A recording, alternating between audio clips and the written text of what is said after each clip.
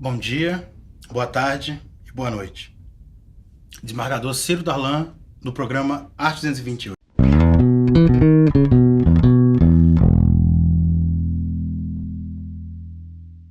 Desembargador Ciro Darlan, muito obrigado por receber a nossa equipe. Obrigado pela confiança. Muito obrigado. Uma alegria muito grande, Maurício, Matheus, estar aqui com vocês, poder conversar e esclarecer posições dentro deste poder judiciário tão temido, tão empoderado e também motivo de tanta desconfiança dos jurisdicionados. Ciro, nós temos observado que há uma perseguição aos juízes e embargadores que aplicam as regras constitucionais e penais como estão previstas na lei. Esse sentimento punitivista ele tem crescido dentro do direito e da própria sociedade. Como você entende essa situação? Nós vivemos num momento de superempoderamento do poder judiciário. E toda democracia, o Estado democrático do direito, exige um equilíbrio entre os três poderes. Não pode haver a predominância nem do executivo sobre os demais, nem do parlamento sobre os demais, e muito menos do judiciário. O judiciário, aliás, de todos os poderes, há de ser o mais equidistante, o mais equilibrado. E nós estamos vivendo um momento de insegurança jurídica muito grande, a partir do instante em que o poder judiciário ora se posiciona de uma forma, ora se posiciona de outra, demonstrando que muitas vezes as suas decisões têm uma conotação política, têm uma conotação de preferência, tem uma escolha que não é própria daquele que está julgando os seus semelhantes e julgando os cidadãos que acreditam que a justiça é a última instância onde os seus direitos poderão e deverão ter prevalência e ser respeitados. Diante dessa insegurança jurídica, alguns magistrados têm se colocado à frente e como subserviente aos ditames da Constituição e das leis. Por isso, nós somos chamados de garantistas. Nós acreditamos que o nosso papel, desde o momento em que assumimos a toga e julgamos respeitar e fazer respeitar a Constituição e as leis do nosso país, o nosso compromisso é com a Constituição. E ao tomar esse posicionamento garantista, nós também sofremos represálias, né? Há juízes que estão sendo representados no Conselho Nacional da Magistratura, que estão sofrendo perseguições internas dentro dos tribunais. Tivemos o caso de 4 ilustres magistrados do Rio de Janeiro que, ao se posicionar contra o impeachment, a favor da Constituição, responderam a uma representação administrativa no CNJ.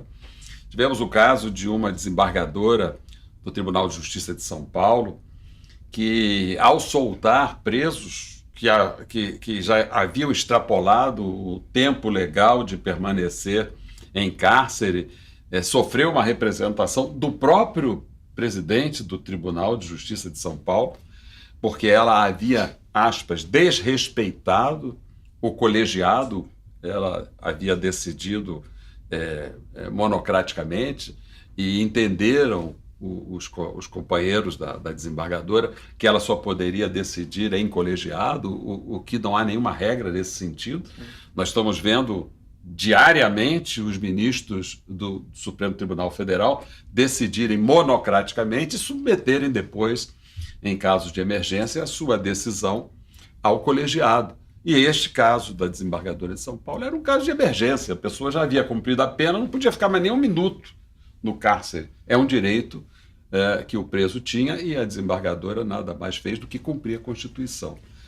Então, nós criamos já há alguns anos uma associação, chamamos a Associação de Juízes para a Democracia, porque nós entendemos que no Estado democrático de direito a obrigação do judiciário é cumprir e fazer cumprir a Constituição e as leis do nosso país. E temos um caso de um presidente, um ex-presidente da República, que está aí condenado, cumprindo pena, sem que se compreenda até hoje que provas foram apresentadas para que esse ex-presidente cumpra uma pena nas condições desumanas em que ele está cumprindo, praticamente num isolamento, mas assim decidiu o tribunal, não só monocraticamente, o juiz que hoje é ministro da Justiça, é uma interrogação. Coincidência? E também o colegiado que cohonestou essa decisão. Todos nós temos o direito de fazer indagações, não podemos criticar, não podemos mostrar que aqui está certo ou aqui está errado, mas são indagações que fazem com que nós vivamos numa situação de insegurança jurídica. Depois dos Estados Unidos e da China, a maior população carcerária do mundo é a do nosso país. Ó, a gente passou a Rússia, hein? Finalmente, medalha de bronze, né? Subimos ao pódio. Nem tudo é 7-1. E aí, prender tem dado certo para diminuir a criminalidade? Ou continua sendo uma mera ilusão para se enganar o povo com uma falsa solução? Quem são os nossos presos hoje? São eminentemente aqueles mesmos descendentes dos negros, africanos e a população empobrecida. Então, nós continuamos vivendo num estado de colonização. Continuamos prendendo aquelas pessoas invisíveis, indesejáveis, aquelas pessoas que, segundo o capital, não produzem para ter o direito de conviver com a sociedade. Nós já tivemos situação piores, nós já prendemos pessoas em razão da falta de emprego, da falta de empregabilidade, nós chamávamos de vadiagem. Superamos essa fase, mas continuamos prendendo agora aquelas pessoas que, por não terem acesso ao trabalho formal, eles buscam o trabalho informal através do comércio das drogas. E também por um ato de colonização, obedecendo a ordens da nossa matriz, nós decretamos aqui há mais de 40 anos uma chamada guerra às drogas, que, na verdade, é apenas um eufemismo para fazermos guerra aos pobres, guerra àqueles que vivem na periferia. Então, hoje nós temos mais de 50% da população carcerária por envolvimento ao comércio e uso de drogas. Absolutamente inútil, porque é difícil de explicar para qualquer estudante, para qualquer criança que está iniciando os seus estudos na escola, como é que você justifica prender aquela pessoa que está vendendo maconha, mas você não prende aquele senhor Pierre que está vendendo vinho. Você prende aquele cidadão da comunidade que está vendendo cocaína batizada, mas você não é capaz de entender que você poderia estar vendendo essa mesma cocaína limpa, a cocaína controlada, sem causar qualquer dano à sociedade. O dano, ela é oriunda do proibicionismo, porque com o proibicionismo nós atraímos os vendedores de armas, e são as armas que matam, não são as drogas que matam. O que faz com que nós vivamos em guerra, nós vivamos numa sociedade de insegurança, nós vivamos numa sociedade em que morrem mais policiais e onde os policiais mais matam no planeta, porque justamente vivemos essa hipocrisia da guerra às drogas, que, repito, é um eufemismo para fazermos guerra aos pobres e aos negros. Ciro, aproveitando a sua deixa, nossa próxima pergunta tem muito a ver com isso. Ela, entra ano e sai ano, essa guerra contra as drogas só aumenta. Afinal, quem está vencendo essa guerra? Quem está vencendo essa guerra são os proprietários de indústrias bélicas, porque estão vendendo cada vez mais armas, né? Não é à toa que um dos primeiros atos do novo governo é aumentar o comércio de quê? De armas, né? Para que essa indústria da morte, essa indústria que mata, né? Essa indústria que dá vida a essa frase absolutamente nazista de que bandido bom é bandido morto, desde que não seja da minha família, faz com que cada vez mais os vendedores de armas do mundo fiquem cada vez mais ricos, e é a indústria que mais cresce no planeta. é a indústria que fomenta as guerras entre os povos, entre as nações, e é a indústria que mantém viva essa guerra às drogas. Esses são os que ganham. Além, evidentemente, tem sempre alguém com dinheiro por trás disso, que é o mercado financeiro, né? O mercado. Ninguém pode, em sã consciência, acreditar que o Fernandinho Beiramar tenha dinheiro e suporte econômico para manter viva o seu comércio de drogas, se não tiver por trás dele o mercado financeiro, financiando justamente essa guerra que interessa, porque uma coisa fomenta a outra. A guerra às drogas fomenta o crescimento da venda de armas, né? E isso interessa quem? A quem tem dinheiro, não interessa ao pobre, porque o pobre só entra com a morte. E nós, do Judiciário, estamos aqui para homologar essa injustiça, né? Mesmo conscientes de que estamos sendo instrumentos nessa guerra, porque cada vez que nós prendemos uma pessoa em razão da sua participação no tráfico de drogas, nós estamos sendo instrumentos dos interesses econômicos e financeiros desses milionários donos das indústrias bélicas. E que exploram, né? Não só os pobres, mas também as crianças pobres, adolescentes pobres, né? Exploram no mercado de trabalho, né? Porque eu vejo muitas vezes, e eu contesto, né, essas ações do Ministério Público do Trabalho, por exemplo. Por que não se fiscaliza as condições de trabalho do menino que está sendo explorado na boca de fumo? Ele tem tanto direito quanto o menino que está sendo explorado no supermercado, mas não é prioridade. Embora a nossa Constituição, não sei se eu vou ser punido ou sofrer alguma sanção por estar defendendo aqui a Constituição, a nossa Constituição, no artigo 227, diga expressamente que assegurar os direitos fundamentais de crianças e adolescentes no Brasil deve ser prioridade absoluta. Considerando o que a gente tem visto, principalmente na última década, qual será o papel e os limites do Poder Judiciário nos próximos 4 anos? Olha, pelo Poder Judiciário eu não sei se eu tenho condições de responder, mas pela função que eu conquistei através de concurso público, que é a judicatura, através de concurso público de carreira, eu já sou juiz há 37 anos, através de concurso público, passei por todas as varas de primeira instância, estou há 15 anos no Tribunal de Justiça como desembargador. Nosso papel é um papel de resistência. E é uma resistência pacífica, porque nós não pegamos em armas, nem temos nenhum interesse em pegar em armas. A nossa arma há de ser a interpretação da Constituição e das leis, e a sua aplicação, né? Como disse no início da nossa entrevista, nós somos instrumentos de garantia de direitos e, sobretudo, os direitos fundamentais. Quando assumimos a toga, juramos cumprir e fazer cumprir a Constituição e as leis do nosso país. Temos que ter fidelidade a esse juramento, sob pena de não estarmos sendo fiéis ao juramento e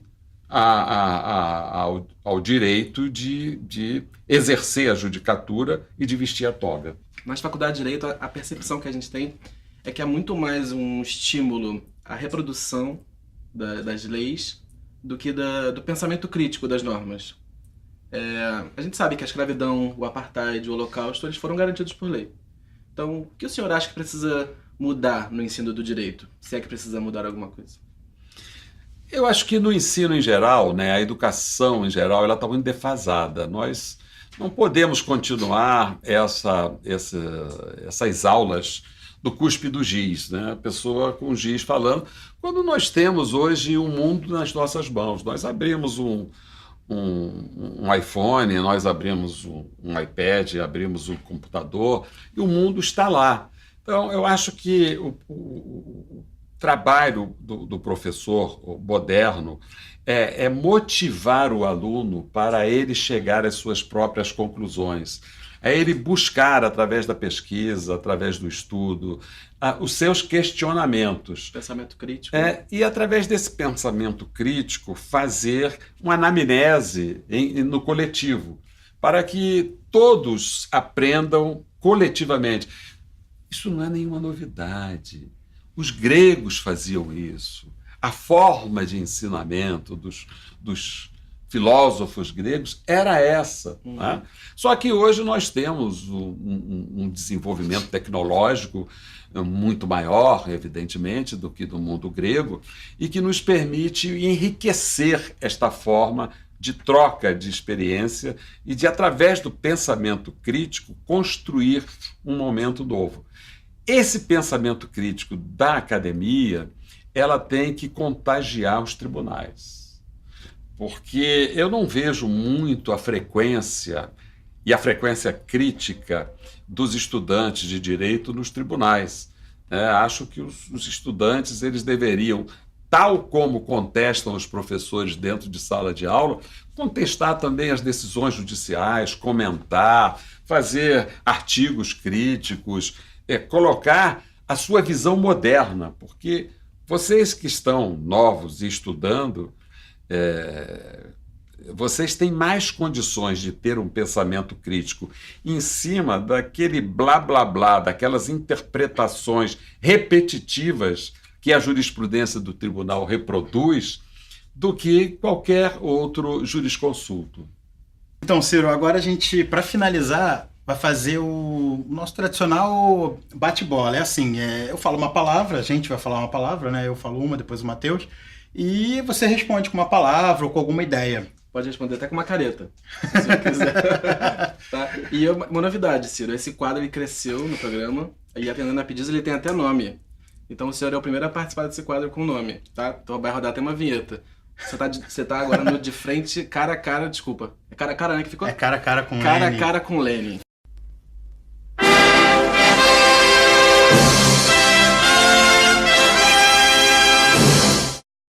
Punitivismo. Punitivismo é a nova forma de escravidão. Prisão sem provas. É você punir o inocente, né? Porque se você não tem prova, aquele crime não ocorreu. Acabamos de ver um menino, por ser negro, ficou quase 10 dias preso, né? E reconhecido por 3 pessoas pelo simples fato de ser negro. Foi acusado da prática de um latrocínio. Felizmente, graças à força de vontade da família, sobretudo do pai, que buscou produzir a prova da inocência. Olha como nós estamos invertendo os valores. Juiz. Juiz é um homem que tem que ter equilíbrio, equidistância, independência para interpretar a lei e aplicá-la ao caso concreto. Justiça. Justiça é uma utopia, sobretudo num mundo de desigualdades como o nosso. Direito.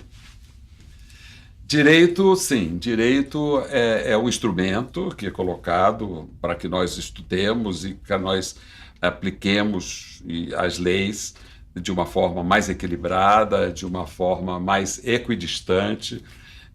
O direito é uma ciência que nós devemos estimular a aprendizagem. Política. É a arte de compartilhar, né, os benefícios com a sociedade.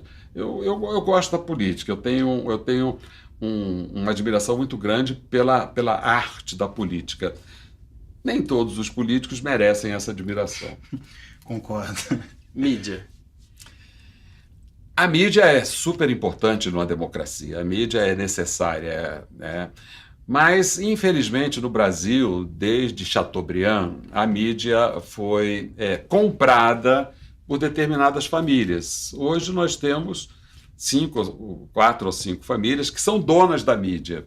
E elas utilizam essa mídia, a grande mídia, em benefício dos seus interesses políticos, econômicos. Mas, felizmente, né, nós devemos agradecer ao criador da internet que nos permitiu que, através desse instrumento, nós começássemos a democratizar a informação.